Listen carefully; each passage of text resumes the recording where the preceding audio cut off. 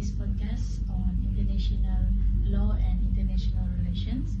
So our topic today is what is persona non grata. Okay, you may have heard news about countries expelling foreign diplomats, but what does that actually mean? Is it just a political issues, or is there a legal basis behind it?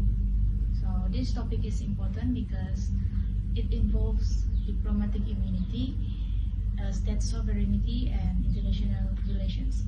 So today we will discuss what persona non grata means, the legal basis behind it, some real examples, and why it is important in international relations. So to help us understand this topic, I am joined by two panelists. First, we have panelist 1, PRISKA, who will share insight from the perspective of international law, and we have panelist 2, Jessica, who will discuss the topic from the perspective of international relations. So let's begin with the basics. Okay, PRISKA, could you explain what the term persona non grata means? Certainly, the term persona non grata is a Latin phrase that literally means an unwelcome person. In international law, it refers to a diplomat or foreign representative who is no longer accepted by receiving state. When diplomat is declared persona non grata, the host country formally informs the sending state that the diplomat is no longer welcome and must leave the country, usually within a specific period. This is the one of the strongest diplomatic measure a state can take without completely breaking diplomatic relations. Okay, that's an important point. So even though diplomatic relations between the two countries may continue, the individual diplomat is no longer accepted by the host country. So this shows that a country can protect its interests without completely ending a diplomatic relation. So does international law actually allow countries to do this? Jessica, could you explain the legal basis for persona non grata? Of course, the legal basis come from the Vienna Convention on Diplomatic Relations 1961, specifically Article 9.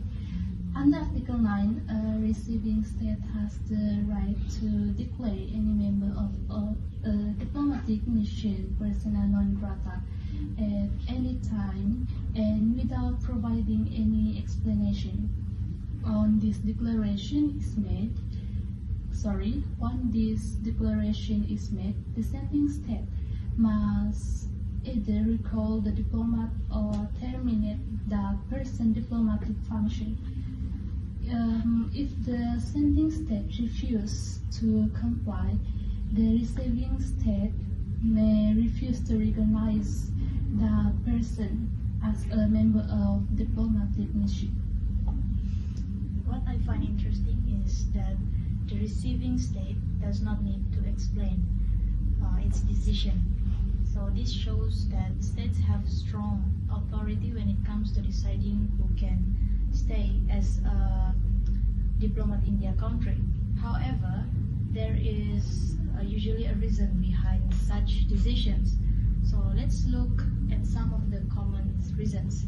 So PRISKA, what are some common reasons why a diplomat might be declared persona non grata? There are several common reasons.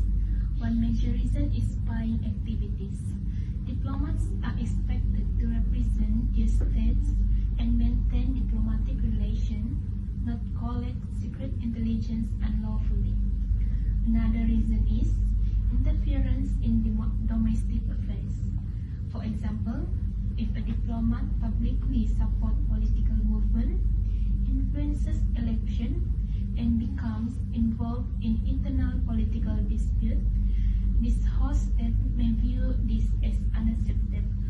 Additionally, diplomats may be exploited for abusing diplomatic privileges, violating local laws, and engaging in activity that threaten national security. That's very interesting because diplomats are protected by diplomatic immunity, but persona non grata gives states a way to respond when a diplomat behaves improperly. This shows that diplomatic immunity does not mean diplomats can do anything they want. Now let's look at the real example. Jessica, can you provide a real world example where persona non grata was used?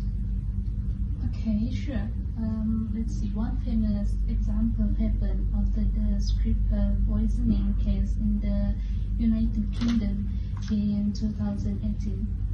After the UK said that Russian agents were involved, it asked several Russian diplomats to leave the country. Russia then did the same to the British diplomat.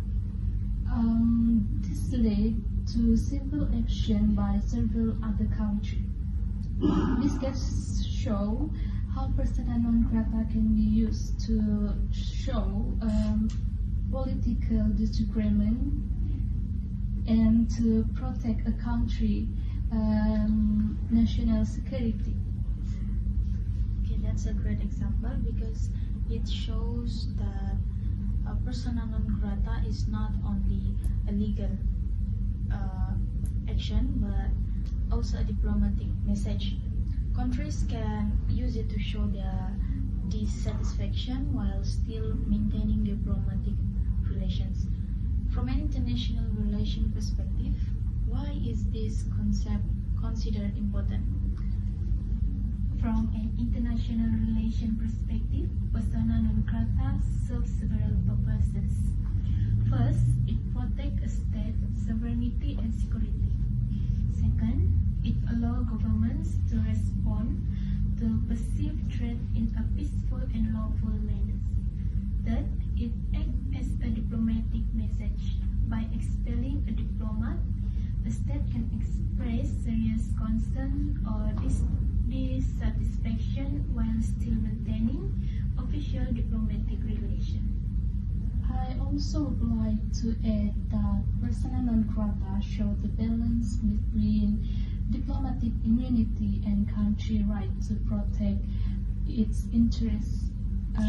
Even though diplomats are protected under international law, those protections have a limit.